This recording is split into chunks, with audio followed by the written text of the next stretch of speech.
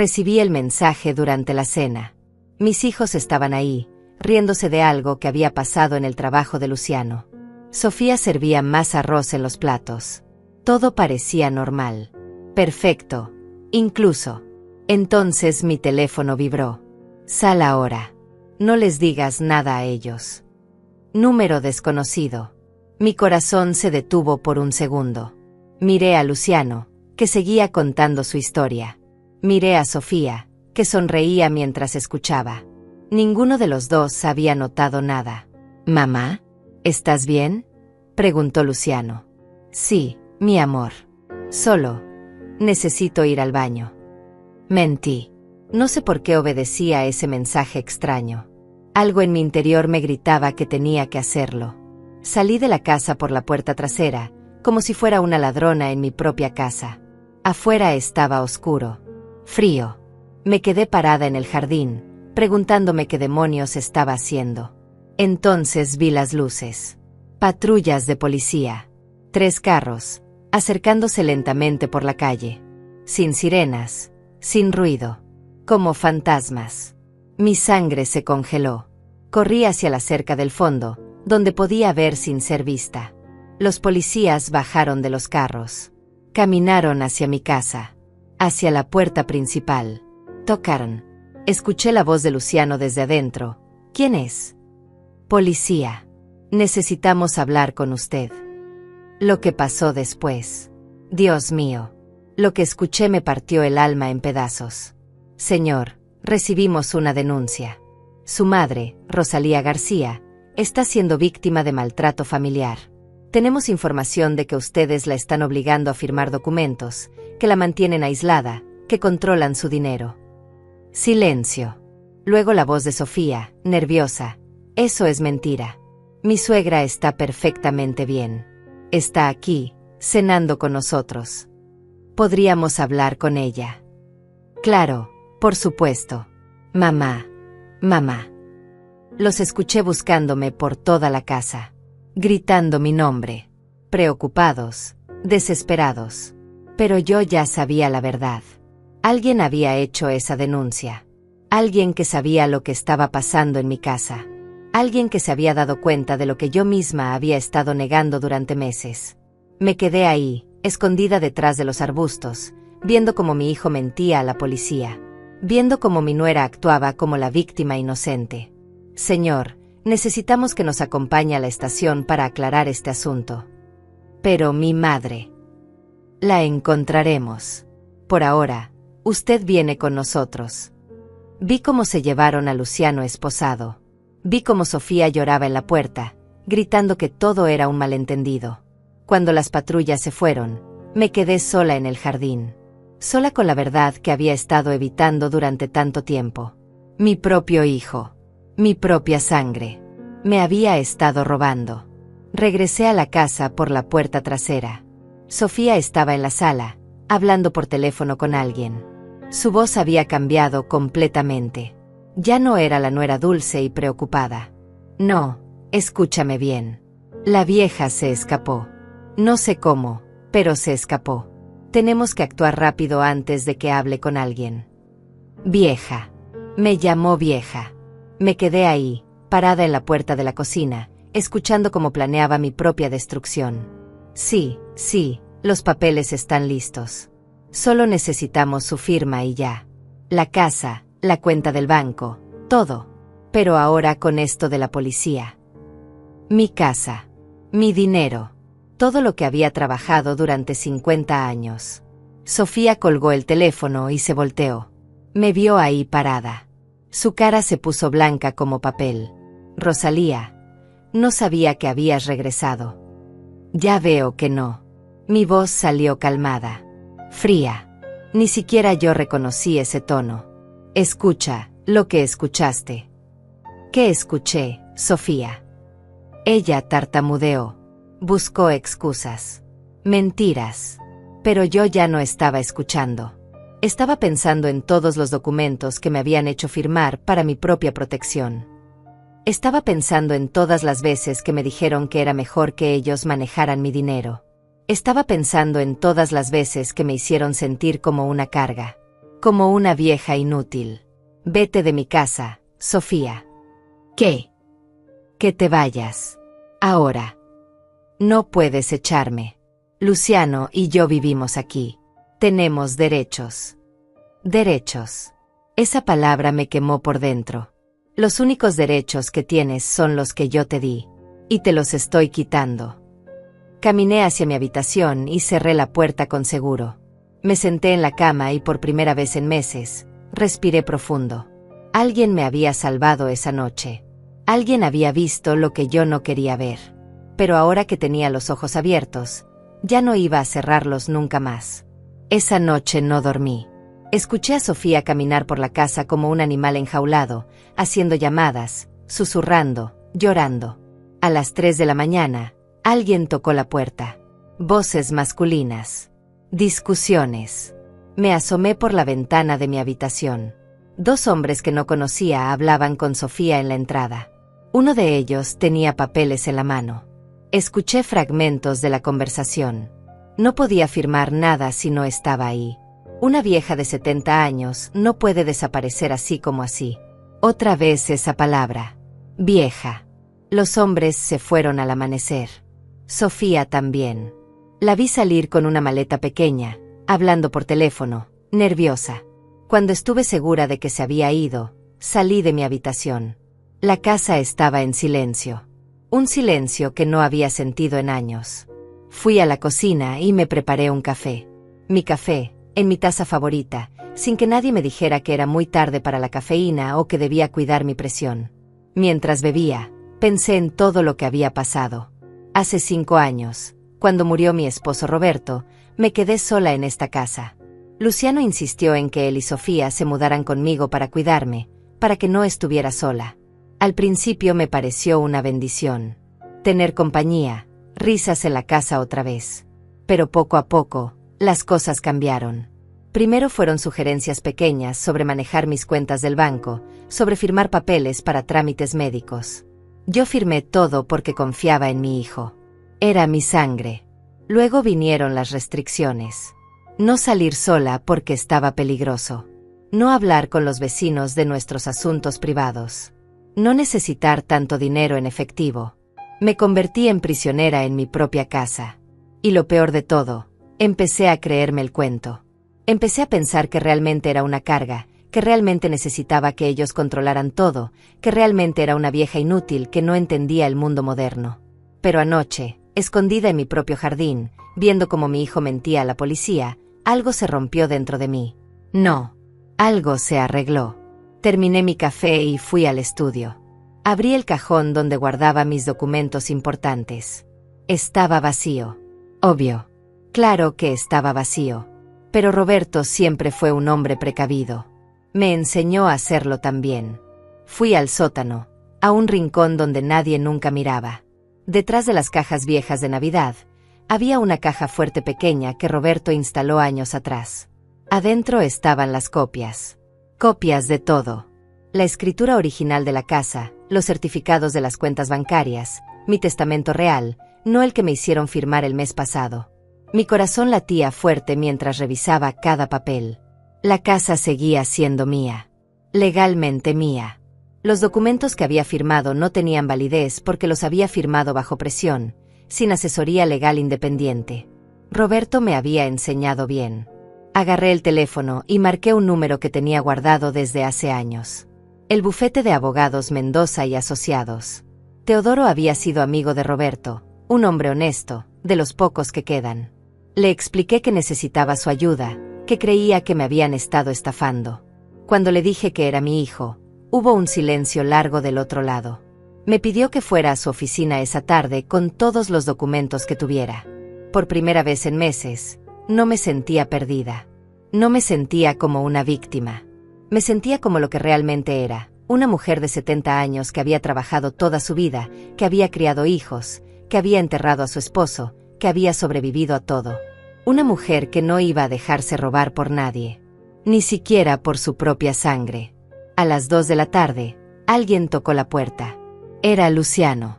Lo habían soltado, obviamente. Sin evidencia real, sin denuncia formal, no podían retenerlo. Su voz sonaba diferente, más dura. Ya no era el hijo preocupado. Le dije que no tenía nada que hablar con él. Insistió en que estaba confundida, que alguien me estaba llenando la cabeza de mentiras. Me quedé callada. Me dijo que esta era su casa también, que tenía derecho a entrar. Le respondí que esta era mi casa y que él ya no vivía aquí. Luego escuché el sonido de llaves en la cerradura. Por supuesto. Tenía copia de las llaves. La puerta se abrió. Luciano entró, seguido de Sofía y de los 2 hombres que había visto en la madrugada. Me dijeron que eran notarios que habían venido para aclarar un problema con unos documentos, que necesitaban que firmara unas correcciones. Los miré a todos. 4 personas en mi sala, tratándome como si fuera idiota. Les dije que no iba a firmar nada. Uno de los notarios se acercó. Tenía cara de tiburón. Me explicó que era muy simple, que solo necesitaban que confirmara mi firma en documentos de transferencia. Por mi propia seguridad. Una mujer de mi edad no debería tener la carga de manejar propiedades. Era mejor que mi hijo se encargara de todo. Me levanté del sofá. Los miré uno por uno. Les recordé que una mujer de mi edad había construido esta casa con sus propias manos, había trabajado 12 horas diarias durante 30 años para pagarla, había criado 3 hijos, enterrado a su esposo, y sobrevivido a todo lo que la vida le había tirado encima. Y ahora, una mujer de mi edad les iba a decir algo muy claro, que se fueran de mi casa. El notario sonrió. Una sonrisa fría. Me dijo que me temía que ya no tenía autoridad para echarlos, que según esos documentos. Le dije que según esos documentos falsos que ellos habían fabricado. Luciano insistió en que no eran falsos, que yo los había firmado. Le recordé que los había firmado bajo engaño, porque confiaba en él, porque era mi hijo. Me dijo que por eso mismo debería seguir confiando. Le pregunté si confiar significaba dejar que me robaran después de escucharlo planear cómo hacerlo. Me dijo que no me estaban robando nada, que solo estaban protegiendo mi patrimonio. Protegiendo mi patrimonio de mí. Me dijo que ya no era la misma de antes, que a veces me confundía, que a veces olvidaba cosas. Ahí estaba. La mentira que habían estado construyendo durante meses. La única cosa que había olvidado era quién era realmente mi hijo. Caminé hacia la puerta principal y la abrí. Les dije que se fueran. Todos. Luciano me dijo que no iban a salir, que esta casa también era suya. Le dije que esta casa era mía y que si no salían, llamaba a la policía. Sofía se rió amargamente. Me preguntó si iba a llamar a la policía como anoche, que ya había visto que no me habían creído. Le pregunté cómo sabía lo de anoche. Se puso pálida. Había hablado de más. Entendí inmediatamente. Ella había hecho la denuncia. Ella había llamado a la policía para incriminar a Luciano, para que yo viera, para que yo entendiera lo que realmente estaba pasando. Le dije que sí, que estaba loca. Loca de rabia. Y que las viejas locas como yo peleaban. Nadie se movió por un momento. Los 4 se quedaron ahí parados, como si no hubieran escuchado bien lo que acababa de decir. Luciano fue el primero en reaccionar, acercándose a mí con esa sonrisa condescendiente que había perfeccionado durante los últimos meses. Me dijo que no dijera tonterías, que nadie estaba peleando contra nadie, que éramos familia. Le respondí que la familia no roba. Insistió en que no me estaban robando, que me estaban cuidando. Le pregunté si llamarme vieja inútil a mis espaldas era cuidarme. Sofía se puso nerviosa. Sus ojos se movían de un lado al otro como los de un animal acorralado. Me dijo que yo no entendía, que los tiempos habían cambiado, que había muchos estafadores que se aprovechaban de las personas mayores. Le respondí que tenía razón, que había muchos estafadores, y algunos vivían en mi propia casa. El notario de cara de tiburón se impacientó. Me dijo que estábamos perdiendo tiempo, que o firmaba esos documentos por las buenas, o tendrían que buscar otras alternativas legales. Le pregunté qué alternativas. Me explicó que una mujer de mi edad, viviendo sola, con episodios de confusión mental, podían considerar una evaluación psiquiátrica. Por mi propia protección, por supuesto. La sangre se me heló en las venas. Ahí estaba la amenaza real. Si no cooperaba, me declararían mentalmente incapaz. Le pregunté sobre esos episodios de confusión mental. Me dijo que mi hijo les había contado sobre mis lapsos, los olvidos, las veces que me perdía en la casa, las conversaciones con personas que no existían. Miré a Luciano, mi propio hijo, inventando mentiras sobre mi salud mental. Le pregunté si les había dicho eso. Me respondió que era la verdad, que últimamente estaba muy confundida. Le recordé que ayer mismo estaba hablando sola en el jardín. Le dije que no estaba hablando sola, que estaba escuchando cómo me traicionaba. Me dijo que ahí estaba otra vez, las paranoias, los delirios. Me quedé callada por un momento. Entendí su estrategia. Todo lo que dijera en mi defensa lo usarían como evidencia de mi supuesta locura. Pero ya no era la misma mujer asustada de hace 2 días. Les dije que estaba bien, que entendían perfectamente, que entendía que necesitaba protección legal. Todos se relajaron un poco. Luciano me dijo que sabía que entendería. Le dije que entendía perfectamente, pero que necesitaba protección legal contra ellos. Caminé hacia el teléfono y marqué el número de Teodoro. Contestó al segundo timbre. Le dije que estaba en casa y tenía visitas no deseadas, que necesitaba que viniera ahora. Me preguntó si estaba en peligro. Le dije que estaba en peligro de que me robaran. Colgué el teléfono. Los 4 me miraban con caras muy diferentes a las de hace 5 minutos. Les dije que no podían impedir que tuviera asesoría legal. Luciano me dijo que por supuesto que no, pero que no era necesario, que éramos familia. Le dije que las familias no necesitaban notarios falsos para robarse entre sí. El notario de cara de tiburón se ofendió, insistiendo en que era un notario certificado con credenciales en orden. Le dije que sus credenciales tal vez estuvieran en orden, pero sus intenciones no. Sofía se acercó a Luciano y le susurró algo al oído. Él asintió. Me dijeron que iban a esperar afuera hasta que llegara mi abogado, para que viera que no tenía nada que esconder. Les dije que no se fueran a la acera, que se fueran de mi propiedad completamente. Luciano me dijo que estaba bien, que nos íbamos, pero que esto no se iba a quedar así. Le respondí que no se iba a quedar así, que se iba a resolver legalmente. Los 4 salieron de mi casa, pero no se fueron. Los vi por la ventana, parados en la acera, hablando en grupos de 2, haciendo planes. Me senté en mi sofá y esperé a Teodoro.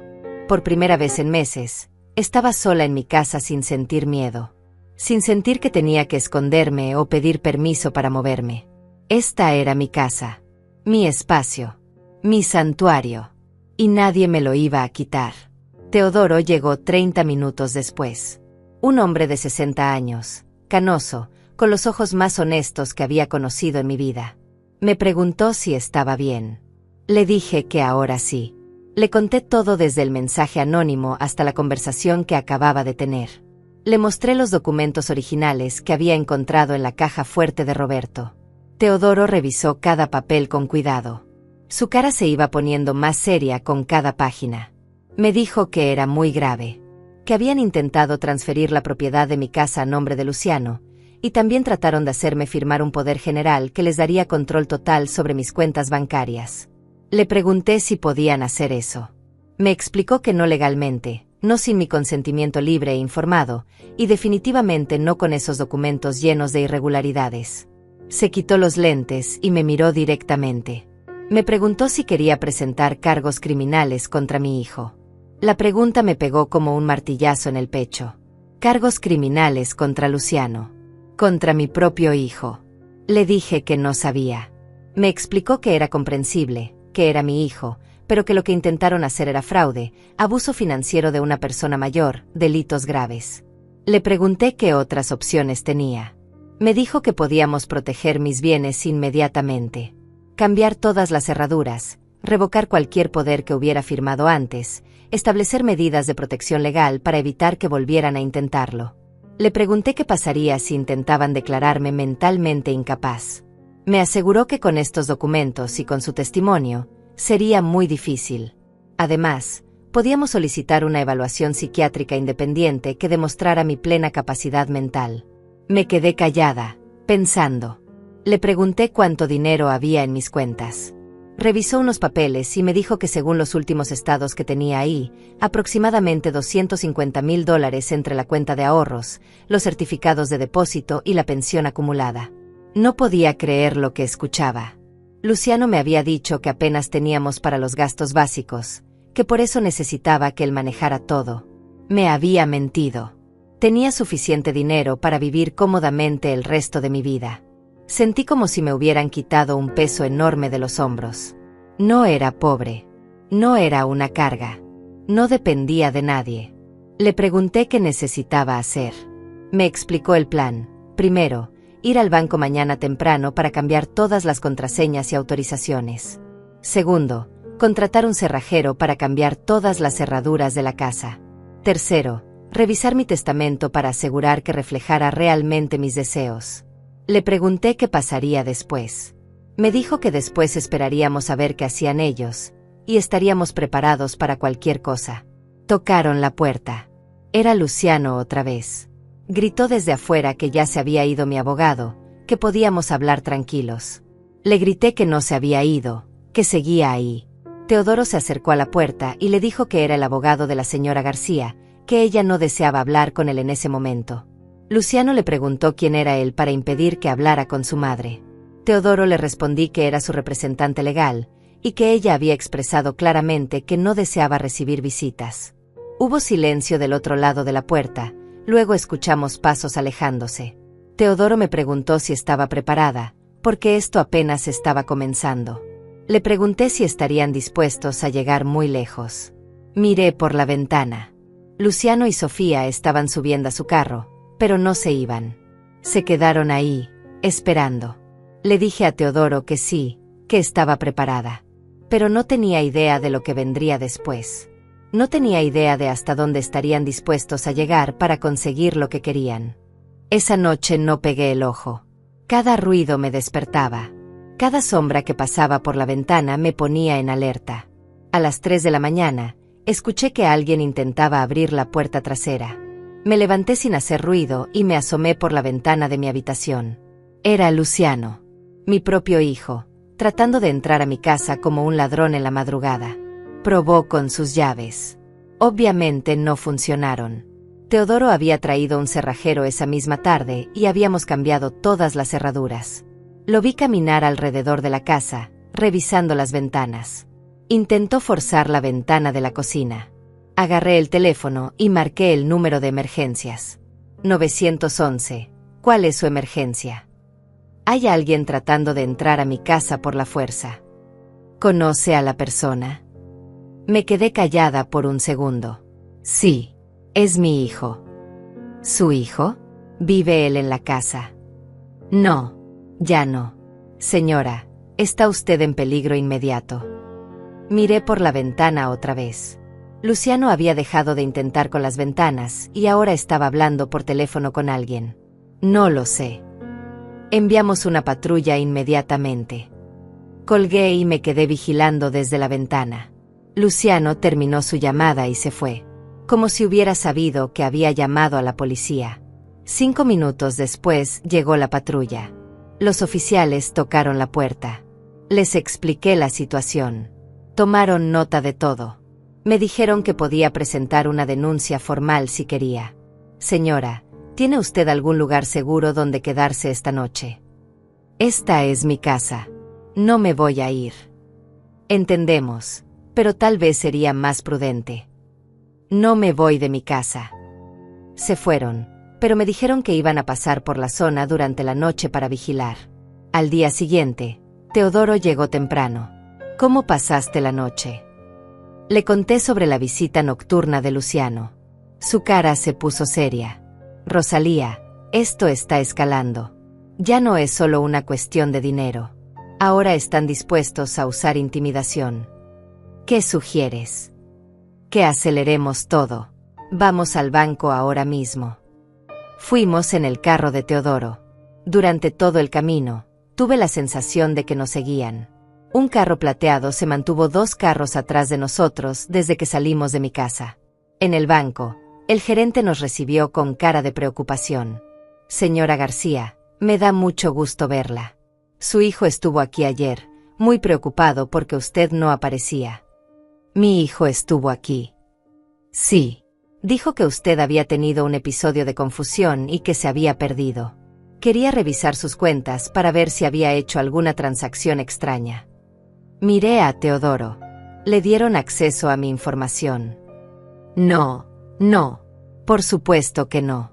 No sin su autorización directa. Pero se veía muy angustiado. Seguramente. Señor, intervino Teodoro, necesitamos cambiar todas las autorizaciones de esta cuenta. Revocar cualquier acceso que haya sido otorgado previamente. Incluso el del hijo. Especialmente el del hijo. El gerente se veía confundido, pero hizo lo que le pedimos. Cuando terminamos, mis cuentas estaban completamente protegidas. Solo yo podía acceder a ellas. ¿Hay algo más que necesite saber, señora García? Sí. ¿Cuántas veces ha venido mi hijo a preguntar por mis cuentas? El gerente revisó su computadora. En los últimos 6 meses, aproximadamente una vez por semana. Una vez por semana. Sí. Siempre preguntando lo mismo. Los balances, las transacciones, si usted había hecho movimientos extraños. Salimos del banco en silencio. Teodoro, ¿cómo sabía Luciano que íbamos a ir al banco hoy? No lo sabía. Probablemente fue coincidencia. Pero cuando llegamos a mi casa, Luciano ya estaba ahí esperándonos. Mamá, tenemos que hablar. Ya hablamos ayer. No. Ayer hablaste con extraños. Hoy necesitas hablar con tu hijo. Me bajé del carro y caminé hacia mi puerta. Teodoro me siguió. Mamá, sé que fuiste al banco. Me detuve. ¿Cómo lo sabes? Porque me llamaron. Estoy preocupado por ti. ¿Te llamaron? ¿Quién te llamó? El gerente. Me dijo que habías ido con un abogado a cambiar todas las autorizaciones de tu cuenta. Miré a Teodoro. Algo no estaba bien. El gerente no puede darte esa información. Luciano, ya no tienes acceso. Mamá, he estado manejando tus finanzas durante 2 años. Por supuesto que tengo contactos en el banco. Contactos que te dan información privada sin mi autorización. Información sobre mi propia madre, que obviamente está siendo manipulada por extraños. Teodoro se acercó. Señor, lo que está describiendo es una violación seria de privacidad bancaria. ¿Y usted quién es para meterse en asuntos de familia? Soy el abogado de su madre. Mi madre no necesita abogado. Necesita familia que la cuide. Su madre necesita protección. De usted. Luciano se rió. Una risa sin humor. ¿Protección de mí? Yo soy quien la ha cuidado durante años. Yo soy quien se sacrificó para venir a vivir con ella cuando se quedó sola. Te sacrificaste. Repetí sus palabras. Sí, mamá. Dejé mi apartamento, cambié mi vida, todo para cuidarte. Para robarme. Para protegerte de ti misma. De mí misma. Mamá, últimamente has estado muy confundida. Tomas decisiones extrañas. Confías en gente que no conoces. Señaló a Teodoro. Como él. Teodoro es amigo de tu padre desde hace 20 años. Era amigo de papá. Papá está muerto. Las cosas cambian. Me quedé callada. Sus palabras me dolieron más de lo que quería admitir. Luciano, le dije finalmente, ¿cuánto dinero hay en mis cuentas? ¿Por qué preguntas eso? Solo responde. Mamá, no es importante la cantidad exacta.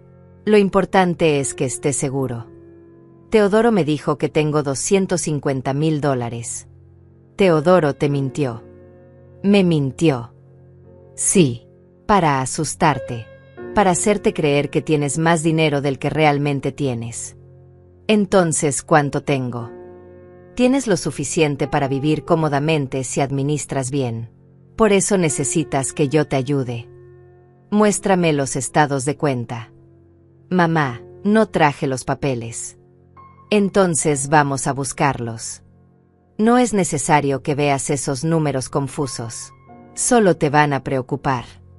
Números confusos. Sí, mamá. Tú nunca fuiste buena con las matemáticas. Me quedé parada ahí, escuchando a mi hijo decirme que era demasiado estúpida para entender mi propio dinero. Teodoro, le dije sin quitar los ojos de Luciano, ¿tú tienes una copia de mis estados de cuenta?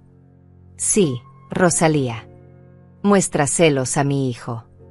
Teodoro sacó los papeles de su portafolio. Aquí están los balances más recientes. Luciano los miró. Su cara cambió de color. Estos números están mal. No están mal, dijo Teodoro. Están certificados por el banco. Mamá, alguien está manipulando tus cuentas. Sí, le dije. Alguien las ha estado manipulando durante meses. Alguien que tenía acceso a ellas. Yo nunca. Luciano, ¿dónde está el dinero que falta? ¿Qué dinero que falta? Hace 6 meses tenía $300,000. Ahora tengo 250,000. ¿Dónde están los otros 50,000?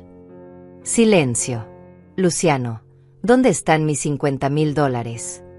Mamá, ese dinero se fue en gastos. Comida, servicios, mantenimiento de la casa. $50,000 en 6 meses de gastos básicos. La vida está cara, mamá. Teodoro, le dije, ¿cuánto cuesta mantener una casa como la mía durante 6 meses? Aproximadamente $8,000, incluyendo todo. Miré a Luciano. ¿Dónde están los otros $42,000? Mi hijo, mi propia sangre, me miró a los ojos y me mintió una vez más. No sé de qué estás hablando, mamá. Estás confundida. En ese momento entendí algo terrible. No se iba a detener. No importaba cuánta evidencia tuviera. No importaba cuántos abogados trajera. Luciano iba a seguir mintiendo, robando, manipulando, hasta que ya no quedara nada que robar. Esa noche, después de que Luciano se fuera con más mentiras en la boca, me senté en la cocina con una taza de té y tomé la decisión más difícil de mi vida. No iba a seguir peleando con él. No iba a seguir tratando de hacerlo entender. No iba a seguir esperando que mi hijo recordara quién era su madre. Iba a actuar. Al día siguiente llamé a Teodoro. Necesito que vengas. Tengo un plan. ¿Qué tipo de plan? Un plan para terminar con esto de una vez por todas. Teodoro llegó 1 hora después. Se veía preocupado. Rosalía, ¿qué estás pensando? Estoy pensando que mi hijo no va a parar hasta que se quede con todo. Entonces le voy a dar exactamente lo que quiere. No te entiendo. Quiere mi casa. Quiere mi dinero. Quiere controlar mi vida. Sí. Pues se va a quedar sin nada. Teodoro se quitó los lentes y me miró con cuidado. Rosalía, estás pensando en desheredarlo. Estoy pensando en algo más radical que eso. Le expliqué mi plan. Teodoro me escuchó en silencio, moviendo la cabeza de vez en cuando. Es legal, dijo finalmente. Pero es muy drástico. La situación es drástica. ¿Estás segura? Nunca he estado más segura de nada en mi vida. Está bien. Pero necesitamos hacer todo correctamente. Sin errores. Porque una vez que empecemos, no hay vuelta atrás. No quiero vuelta atrás. Esa tarde empezamos a trabajar. Teodoro trajo a un contador, a un valuador de propiedades, y a otro abogado especialista en bienes raíces. Evaluamos la casa. Revisamos todas mis cuentas. Calculamos el valor total de mi patrimonio. La casa valía $400,000. Con el dinero en el banco, tenía un patrimonio total de casi $700,000. Es mucho dinero, Rosalía, me dijo Teodoro. ¿Estás segura de que quieres hacer esto? Es mi dinero. Es mi vida. Es mi decisión. Sí, pero... Teodoro, durante 70 años he trabajado para tener lo que tengo. Durante 5 años he dejado que otros me digan qué hacer con lo mío. Se acabó. Entiendo, pero piensa en las consecuencias. Ya pensé. Las únicas consecuencias que me importan son recuperar mi dignidad. Esa noche, mientras Teodoro preparaba los documentos, yo preparé mi alma. Me senté en la sala donde había criado a mis hijos, donde había celebrado cumpleaños, navidades, graduaciones, donde había llorado cuando murió Roberto. Esta casa tenía 50 años de recuerdos, 50 años de vida, pero también tenía los últimos 5 años de mentiras, humillaciones y traiciones. Y ya no podía vivir con eso. Al día siguiente, Luciano apareció otra vez. Como si tuviera un radar para saber cuando yo estaba tomando decisiones importantes. Mamá, necesitamos hablar. Ya no tenemos nada de qué hablar, Luciano. Sí tenemos. Vine a disculparme. Eso me sorprendió. ¿A disculparte? Sí. He estado pensando en lo que dijiste ayer. Tienes razón. He estado muy controlador. He estado tomando decisiones sin consultarte. Me quedé callada. Esperando. Quiero que sepas que todo lo que he hecho ha sido por amor. Porque me preocupo por ti. Por amor. Sí, mamá. Por amor. Robarme $50,000 es amor. No te robé nada. Usé ese dinero para mejorar la casa, para pagar gastos médicos tuyos. ¿Para qué, Luciano? Para cuidarte. Muéstrame los recibos. ¿Qué recibos? Los recibos de los gastos médicos. Los recibos de las mejoras de la casa. Los recibos de todo ese dinero que gastaste cuidándome. Silencio. Mamá, no guardé todos los recibos. No guardaste recibos de $50,000. Algunos se perdieron. Luciano, ¿dónde está mi dinero? Ya te expliqué. No me explicaste nada. Me dijiste mentiras. Se acercó a mí. Puso sus manos en mis hombros. Mamá, estoy preocupado por ti. Creo que deberías ver a un doctor. ¿A un doctor? Sí, un especialista. Alguien que pueda ayudarte con la confusión. ¿Qué confusión? Mamá, últimamente dices cosas que no tienen sentido. Acusas a tu propia familia de cosas terribles. Te escondes de nosotros. Hablas con abogados extraños. Teodoro no es extraño. Lo conoces desde que eras niño. Era diferente antes. Ahora lo están usando para manipularte. ¿Quién me está manipulando? No lo sé. Alguien que se quiere aprovechar de ti. Alguien que te está llenando la cabeza de ideas locas. Me solté de sus manos. Ideas locas como que tengo derecho a mi propio dinero. Ideas locas como que tu familia te quiere robar. Luciano, ¿tú crees que estoy loca? Creo que estás confundida. Creo que necesitas ayuda. ¿Qué tipo de ayuda? Ayuda profesional. Tal vez necesites estar en un lugar donde te puedan cuidar mejor. Ahí estaba. La amenaza final. Si no cooperaba, me iban a internar. Un lugar como donde. Como una residencia. Un lugar bonito, con enfermeras, con otros adultos mayores. Un asilo. No es un asilo, mamá. Es un lugar de cuidado especializado. ¿Y quién va a decidir que necesito estar ahí? Los doctores. Y la familia. Tú. Si es necesario, sí. Me quedé parada ahí, mirando a mi hijo. El bebé que había cargado durante 9 meses. El niño que había enseñado a caminar, a hablar, a leer. El joven que había mandado a la universidad. El hombre que había celebrado cuando se casó. Y ahora me estaba amenazando con quitarme mi libertad. Luciano, le dije muy despacio, sal de mi casa. Mamá. Sal. Ahora. No me voy hasta que hablemos como adultos. Los adultos no amenazan a sus madres con internarlas.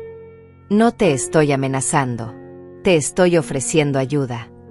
Tu ayuda ya me costó $50,000. No necesito más. Mamá, si no aceptas ayuda voluntariamente, vamos a tener que buscar otras opciones. Vamos. Sofía y yo. Y el doctor que ya hablamos. Ya hablaron con un doctor. Hablamos con un especialista en geriatría. Le explicamos tu situación. ¿Qué situación? Los episodios de confusión. Los delirios de persecución. La paranoia hacia la familia. Sin que yo estuviera presente. Era una consulta preliminar. ¿Y qué dijo ese doctor? Dijo que era preocupante. Que necesitabas evaluación urgente. Me senté en el sofá. Las piernas no me sostenían. Ya tienen todo planeado. Solo queremos lo mejor para ti. ¿Dónde? ¿Dónde qué? ¿Dónde me van a internar? Hay un lugar muy bonito a 1 hora de aquí. Se llama Villa Esperanza. Tienen jardines, actividades, muy buen cuidado médico. Ya fueron a verlo. Fuimos a conocerlo. Solo por si acaso. ¿Cuánto cuesta? Mamá, no te preocupes por eso. ¿Cuánto cuesta, Luciano? $5,000 al mes. $5,000 al mes. Sí, pero vale la pena. Te van a cuidar muy bien. ¿Y quién va a pagar esos $5,000 mensuales? Tú seguro. Y, bueno, tendríamos que usar parte de tus ahorros. Mis ahorros. Sí. ¿Y mi casa? La casa. Bueno, si estás en la residencia, no la vas a necesitar. Entonces, ¿qué pasa con mi casa? La podríamos vender. Para pagar los gastos de tu cuidado. Ahí estaba el plan completo. Internarme. Vender mi casa. Quedarse con todo mi dinero bajo el pretexto de pagar mi cuidado. Y yo sin poder hacer nada porque estaría declarada mentalmente incapaz. ¿Cuándo? ¿Cuándo qué? ¿Cuándo planean hacer todo esto? Mamá, no hemos decidido nada definitivo. Solo estamos explorando opciones. Mentira. No es mentira. Es planificación responsable. Planificación responsable es planear mi vida sin consultarme. Te estamos consultando ahora. No me están consultando. Me están informando. Mamá, por favor. Trata de entender. Solo queremos cuidarte. Me levanté del sofá. Luciano, ya entendí todo perfectamente. Sí. Sí. Entendí que tengo que actuar rápido. ¿Actuar cómo? Ya lo vas a ver. ¿Qué significa eso? Significa que se acabó el tiempo de las conversaciones. Mamá, no hagas nada imprudente. Imprudente como defenderme de mi propio hijo. Imprudente como tomar decisiones importantes sin pensarlas bien. Las he pensado muy bien, Luciano. Durante meses. ¿Qué decisiones? Ya lo vas a saber. Caminé hacia la puerta y la abrí. Ahora sal de mi casa. Y no vuelvas hasta que yo te invite. Mamá. Sal. Se fue, pero antes de irse se volteó hacia mí. Mamá, espero que reconsideres. Por tu propio bien. Cerré la puerta y me recosté contra ella. Por mi propio bien. Todo lo que habían hecho había sido por mi propio bien. Pero ya se habían acabado los bienes para mí. Ahora venía la parte difícil. La parte que me iba a doler más a mí que a ellos. Pero era la única manera de ganar. Al día siguiente llegó Teodoro con todos los documentos listos. Nunca había estado más segura de una decisión en mi vida. Cada firma me dolía, pero también me liberaba. Todo estaría listo en 1 semana, tal vez menos. Esa tarde sonó el teléfono. Un número desconocido. Señora García, habla el doctor Mendoza del Centro de Evaluación Geriátrica. Su hijo solicitó una evaluación domiciliaria para usted. Se me helaron las venas. Una evaluación domiciliaria. Mi familia había reportado episodios de confusión, paranoia, comportamiento errático. Según ellos, yo había estado acusando a mi familia de robarme, había cambiado la cerradura sin razón, había contratado abogados para pelear contra mi propia familia. Le dije que todo eso era verdad, pero no porque estuviera confundida. El doctor insistió en que era importante evaluarme para determinar si podía seguir viviendo sola de manera segura. Si me negaba, mi familia podía solicitar una orden judicial. Colgué el teléfono y llamé inmediatamente a Teodoro. Ya habían empezado. No teníamos 3 días como habíamos planeado. Necesitaba que terminara los trámites al día siguiente. Esa noche no dormí nada. A las 6 de la mañana sonó el timbre. Era Luciano, acompañado de Sofía y de un hombre con bata blanca. Buenos días, mamá. Te traje al doctor Mendoza. No iba a hablar con ningún doctor. Luciano insistió en que era por mi propio bien, pero mi propio bien lo decidía yo. El doctor se presentó, dijo que solo querían asegurarse de que estaba bien. Le respondí que estaba perfectamente bien, que mi familia estaba preocupada por mi dinero, no por mi salud. Ve. Ahí están otra vez las acusaciones, le dijo Luciano al doctor. El doctor quería hablar en privado, pero me negué. No confiaba en él porque venía con ellos. Cuando le pregunté quién pagaba sus honorarios, se puso incómodo. Era el seguro de la familia, el mismo que manejaba mi hijo. Sofía me pidió que no hiciera las cosas más difíciles.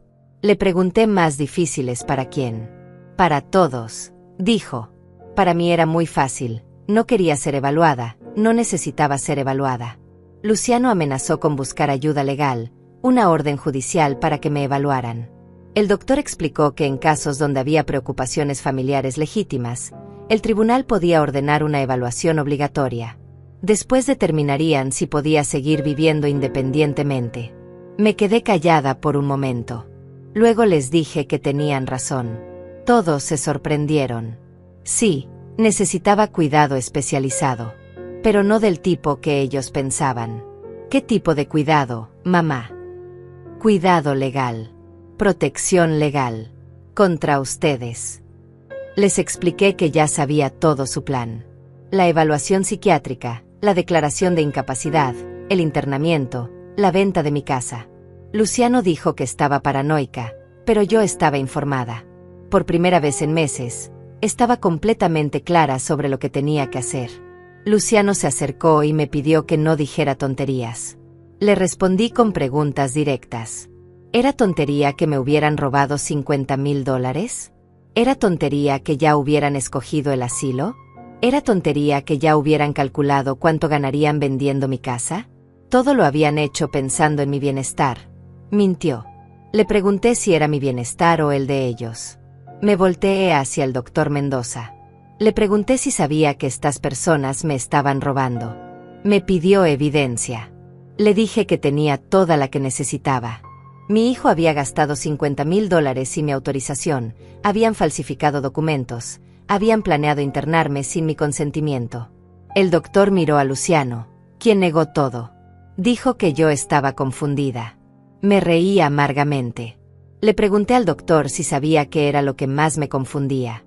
Que mi propio hijo pensara que era idiota. Luciano insistió en que no pensaban que fuera idiota, que me trataban con cuidado porque me amaban. Les pregunté si robar era amor, si mentir era amor, si traicionar era amor. Negaron todo. Les dije que entonces teníamos definiciones muy diferentes de lo que era el amor. Caminé hacia la puerta y la abrí. Le dije al doctor que podía irse, que no iba a ser evaluada. Luciano me advirtió que esto no se iba a quedar así. Le respondí que no se iba a quedar así, que ya había tomado mi decisión. Antes de irse, Luciano se volteó.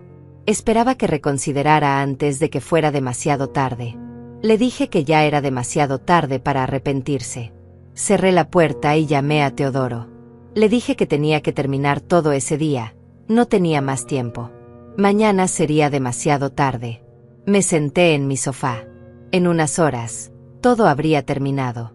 Luciano iba a entender que había subestimado completamente a su madre. Durante toda mi vida había sido una mujer que resolvía problemas en silencio.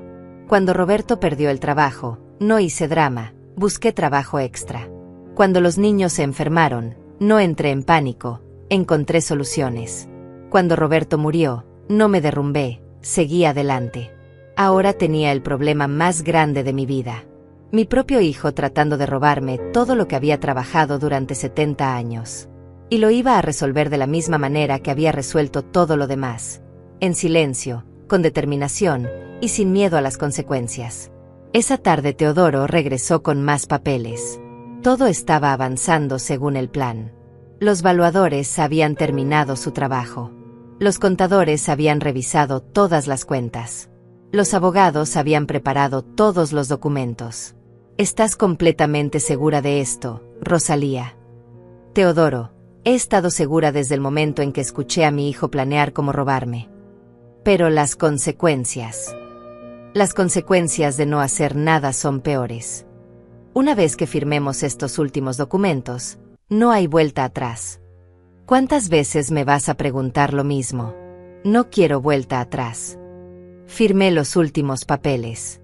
Mis manos temblaban un poco, no de miedo, sino de anticipación. Durante meses me había sentido como una víctima.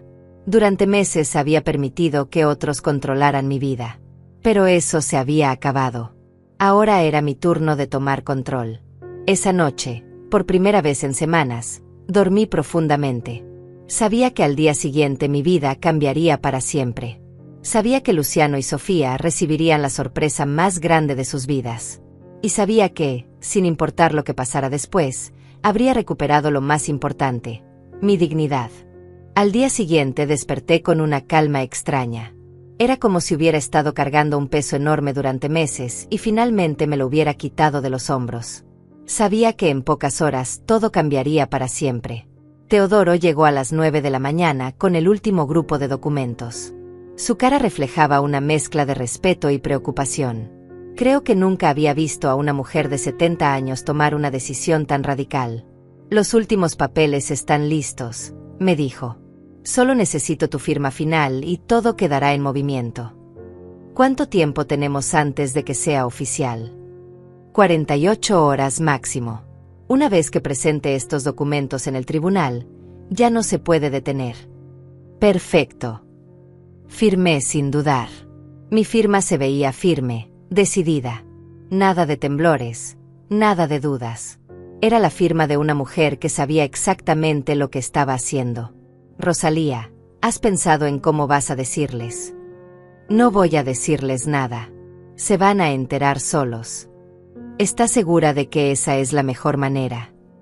Teodoro, ellos no me dijeron nada cuando planearon robarme. Yo tampoco les voy a decir nada cuando me defienda. Después de que Teodoro se fue, me senté en la cocina con una taza de café y pensé en todo lo que había pasado. 5 años atrás, cuando Roberto murió, yo era una viuda vulnerable que necesitaba ayuda. O por lo menos eso pensé.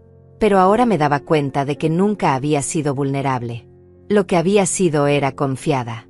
Había confiado en mi hijo porque era mi sangre. Había confiado en que la familia siempre protege a la familia. Qué equivocada estaba. Roberto siempre me decía que la sangre no garantiza lealtad, que hay que ganarse el respeto, incluso de los hijos. Yo pensaba que era muy duro, muy desconfiado. Ahora entendía que era realista. A las 2 de la tarde llegó una sorpresa. Tocaron la puerta y era Nayeli, mi vecina de al lado. Una mujer de mi edad que siempre había sido muy discreta, muy respetuosa. Rosalía, espero no molestarte. Para nada, Nayeli. Pasa. Necesito hablar contigo sobre algo importante. Se veía nerviosa, como si no supiera cómo empezar. ¿Qué pasa? Es sobre tu hijo. Se me tensaron los músculos. ¿Qué pasa con Luciano? Ayer vino a mi casa. Me preguntó cosas extrañas sobre ti. ¿Qué tipo de cosas? Si te había visto comportarte raro. Si hablabas sola. Si te veías confundida cuando salías al jardín. ¿Y qué le dijiste? Le dije la verdad. Que siempre te veo perfectamente bien. Que eres la mujer más lúcida que conozco. ¿Cómo reaccionó? Se puso molesto. Me dijo que tú habías estado inventando historias sobre la familia. Que tal vez yo no me había dado cuenta de tu confusión porque solo te veía de vez en cuando. Nayeli se acercó más a mí. Rosalía, tu hijo te está causando problemas. Por primera vez en meses, alguien me preguntaba directamente si necesitaba ayuda. Alguien que no tenía ningún interés en mi dinero, ninguna agenda oculta. Sí, Nayeli, me está causando muchos problemas. ¿Qué tipo de problemas? Le conté todo, desde el dinero desaparecido hasta los planes de internarme. Nayeli me escuchó en silencio, moviendo la cabeza con indignación. Ese muchacho siempre me pareció raro, dijo finalmente. Desde que era niño. Demasiado interesado en las cosas materiales. ¿Te acuerdas? Claro que me acuerdo. Cuando tenía 10 años, vendió la bicicleta de su hermano menor sin permiso. Roberto tuvo que ir a recuperarla y castigarlo durante un mes. No me acordaba de ese incidente. O tal vez no había querido recordarlo. ¿Y ahora qué vas a hacer? Ya tomé medidas. Pero no puedo contarte los detalles todavía. ¿Necesitas ayuda? ¿Necesitas un lugar donde quedarte si las cosas se ponen feas? Gracias, Nayeli. Pero puedo manejar esto. ¿Estás segura? Completamente segura. Después de que Nayeli se fue, me quedé pensando en su oferta. Era reconfortante saber que tenía aliados, que no estaba completamente sola en esto. Pero también me confirmó algo importante. Si Luciano estaba visitando a los vecinos para buscar evidencia de mi supuesta confusión mental, significaba que el plan de internarme estaba más avanzado de lo que pensaba. No tenía tiempo que perder. Esa noche llamé a Teodoro. Ya presentaste los documentos. Los presento mañana a primera hora. No se pueden presentar hoy. Rosalía, el tribunal ya cerró. Pero mañana temprano, lo prometo. Está bien. Pero hazlo a primera hora. Pasó algo. Luciano está visitando a los vecinos. Está construyendo un caso para declararme mentalmente incapaz. ¿Qué tipo de preguntas está haciendo? Si me ven confundida, si hablo sola, si me comporto raro. ¿Y qué le están diciendo? Nayeli le dijo la verdad. Que estoy perfectamente bien. Eso es bueno. Sí, pero me preocupa que esté buscando otros vecinos, gente que tal vez no me conoce tan bien. Rosalía, aunque encontrara a alguien que dijera algo negativo, no es suficiente para una declaración de incapacidad. Necesita evidencia médica. Ya tiene un doctor dispuesto a evaluarme. Un doctor que ni siquiera te ha examinado. Un doctor que él está pagando. Exacto. Por eso no va a tener credibilidad en un tribunal. ¿Estás seguro? Estoy seguro. Pero de todas maneras, mañana presentamos todo y ya no importará lo que haga. Colgué el teléfono y me preparé para lo que podría ser mi última noche tranquila en mucho tiempo. Al día siguiente, Teodoro cumplió su promesa. A las 8 de la mañana me llamó para confirmar que todos los documentos habían sido presentados oficialmente. Ya está, Rosalía. Ya no hay vuelta atrás. Perfecto. ¿Cuándo se van a enterar? Esta tarde. Tal vez mañana por la mañana.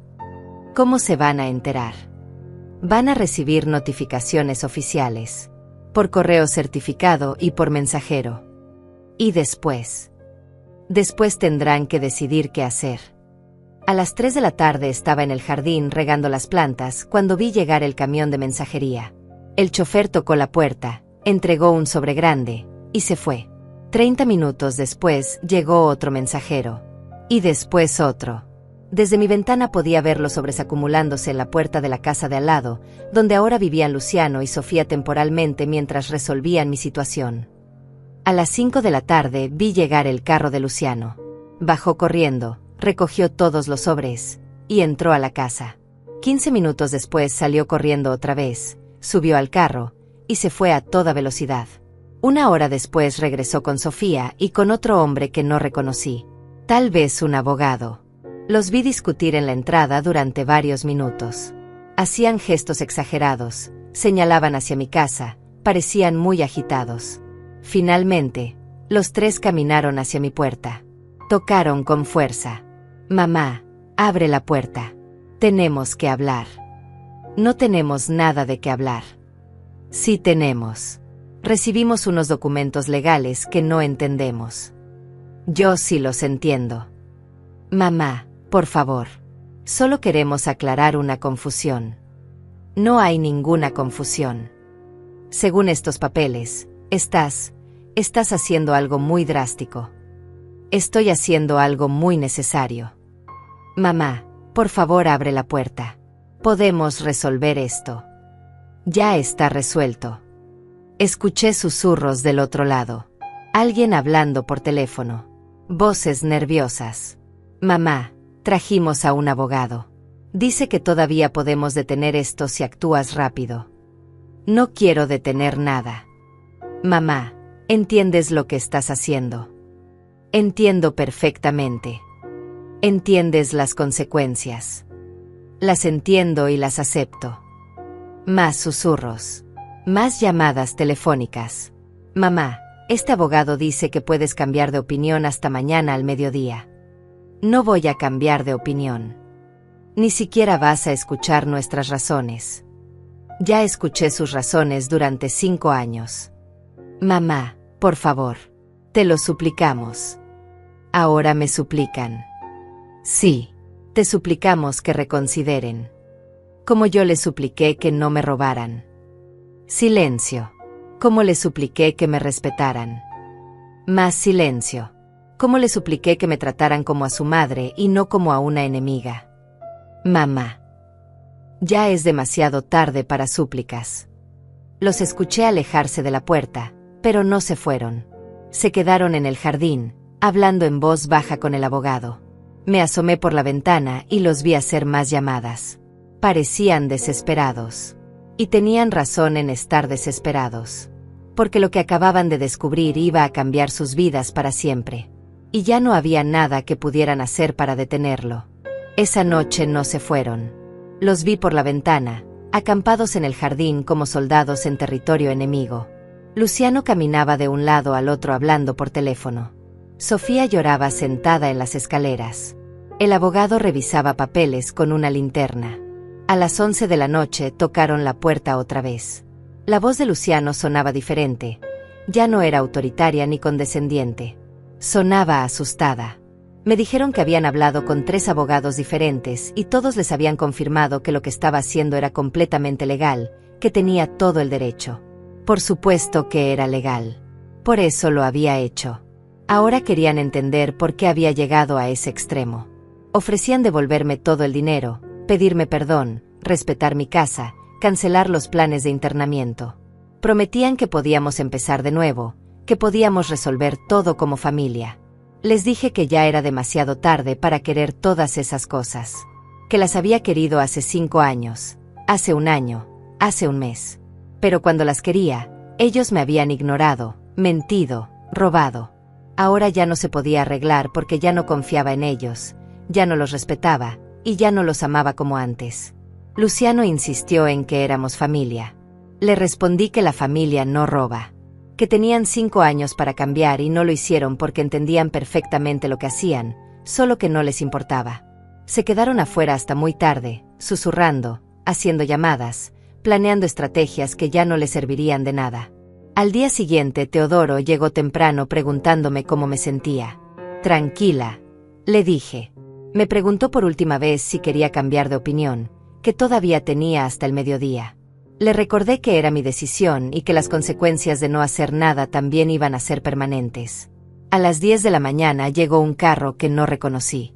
Bajaron 2 hombres de traje, caminaron hacia la casa de al lado donde estaban Luciano y Sofía, y tocaron la puerta. Los vi hablar durante varios minutos. Uno de los hombres tenía un portafolio lleno de documentos. Después de media hora, los hombres se fueron. Luciano y Sofía se quedaron parados en la entrada, mirando los papeles que les habían entregado. Sofía se sentó en el suelo y empezó a llorar otra vez. Luciano arrugó los papeles y los tiró al suelo, pero después los recogió y se los llevó adentro. A las 11:30 vinieron a mi puerta una última vez. Ya no tocaron fuerte como antes. Fue un toque suave, casi tímido. Luciano me dijo que acababan de recibir la notificación final. Que en 30 minutos todo sería oficial y ya no habría manera de detenerlo. Me suplicó que reconsiderara, que pensara en todas las navidades que habíamos pasado juntos, en todos los momentos felices que habíamos compartido como familia. Le respondí que yo había pensado en todo eso durante 5 años mientras ellos me robaban. Que había recordado cada abrazo que le había dado cuando era niño mientras él planeaba cómo quitarme mi casa. Que había pensado en todo el amor que le había dado mientras él me trataba como una vieja estúpida. Me preguntó dónde iba a vivir después de esto. Le dije que eso ya no era su problema. Me preguntó cómo iba a sobrevivir. Le dije que había sobrevivido 70 años sin su ayuda, que podía sobrevivir el resto de mi vida de la misma manera. Me preguntó si alguna vez lo podría perdonar. Me quedé callada durante un momento largo. Luego le dije que tal vez con el tiempo podría perdonarlo, pero que nunca podría olvidar. Y que algunas cosas, una vez que se rompen, ya no se pueden reparar. A las 12 del día exacto sonó mi teléfono. Era Teodoro. Ya está hecho, Rosalía. Es oficial. Ya no se puede cambiar.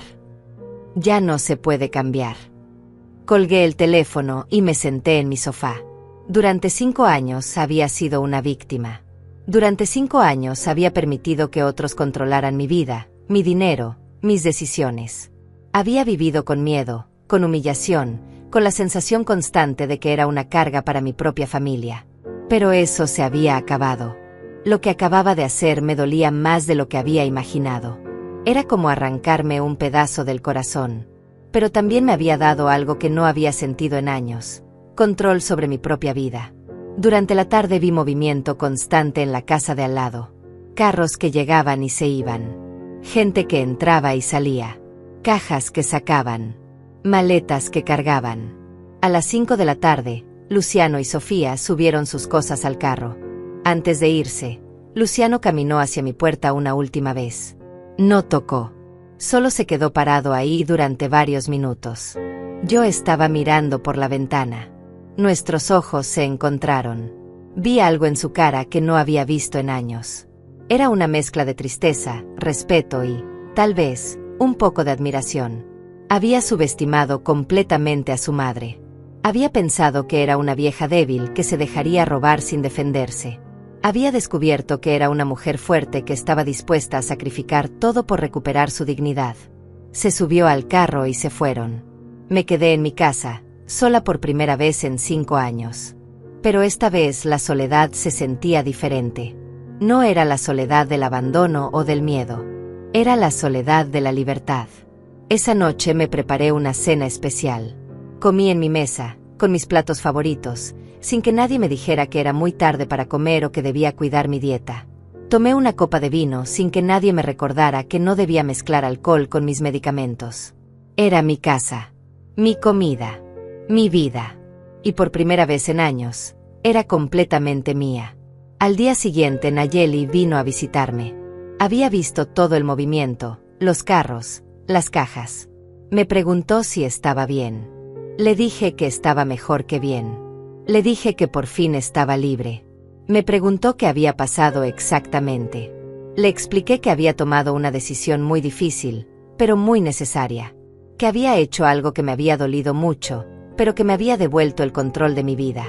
Nayeli me miró con una mezcla de curiosidad y admiración. Me dijo que durante meses había notado que algo no estaba bien, que me veía triste, asustada, como si estuviera escondiendo algo. Pero que ahora me veía diferente. Me veía como la Rosalía que había conocido hace años, antes de que Roberto muriera. Fuerte, decidida, libre. Le dije que había recuperado algo que pensé que había perdido para siempre: el respeto por mí misma. Esa tarde recibí una llamada de un número desconocido. Era Luciano. Su voz sonaba cansada, derrotada. Me dijo que entendía por qué había hecho lo que hice. Que había tenido tiempo para pensar y que se daba cuenta de que habían cruzado líneas que nunca debieron haber cruzado. Me pidió perdón, no porque esperara que cambiara de opinión, sino porque necesitaba que supiera que estaba arrepentido. Le dije que agradecía sus disculpas, pero que algunas cosas van más allá del perdón. Que lo que habían hecho no había sido solo robar dinero o mentir. Habían robado mi dignidad, mi autonomía, mi derecho a ser tratada como un ser humano completo. Me preguntó si alguna vez podríamos tener algún tipo de relación otra vez. Le dije que no lo sabía. Que tal vez con el tiempo, tal vez si demostraba con hechos y no con palabras que había cambiado realmente. Pero que eso dependía de él, no de mí. Me dijo que entendía, que respetaba mi decisión y que esperaba que fuera feliz. Colgué el teléfono y me quedé pensando. Durante 70 años había antepuesto las necesidades de otros a las mías. Había sido una buena esposa, una buena madre, una buena vecina. Siempre dando, siempre sacrificándome, siempre poniendo a la familia primero. Pero había llegado el momento de ponerme a mí primera. Y eso era exactamente lo que había hecho. Pasaron 3 semanas después de que Luciano y Sofía se fueran. 3 semanas de silencio, de paz, de despertar cada mañana sin miedo a que alguien revisara mis cosas o controlara mis decisiones. 3 semanas de recordar quién había sido antes de convertirme en víctima de mi propia familia. Durante esos días, muchas personas vinieron a visitarme. Teodoro pasaba regularmente para asegurarse de que estuviera bien. Nayeli traía café por las tardes y nos sentábamos en el jardín a conversar. Otros vecinos que durante años apenas habían sido conocidos, se acercaron a preguntarme cómo estaba. Era extraño descubrir que tenía más apoyo del que había imaginado. Durante 5 años me había sentido completamente sola, pero resultó que la soledad había sido construida artificialmente por quienes querían aislarme para controlarme mejor. Un martes por la mañana recibí una visita inesperada. Era Susana, la hermana menor de Luciano, a quien no había visto en más de 2 años. Llegó con los ojos rojos de llorar y las manos temblorosas. «Mamá, necesito hablar contigo». «Pasa, mija». Se sentó en el sofá donde tantas veces había jugado cuando era niña. Se veía perdida, confundida, como si el mundo que conocía hubiera cambiado de repente. «Mamá, Luciano me contó lo que pasó». «¿Qué te contó exactamente?» «Me dijo que habías tomado una decisión muy drástica, que habías hecho algo que los había dejado sin nada». «¿Te dijo por qué tomé esa decisión?» «Me dijo que habían tenido diferencias sobre el manejo de tus finanzas». «¿Diferencias?». Así le llamó al robo. Susana se puso pálida. «¿Robo?». Le conté todo. Desde el mensaje anónimo que me salvó aquella noche hasta los planes de internarme para quedarse con todo mi patrimonio.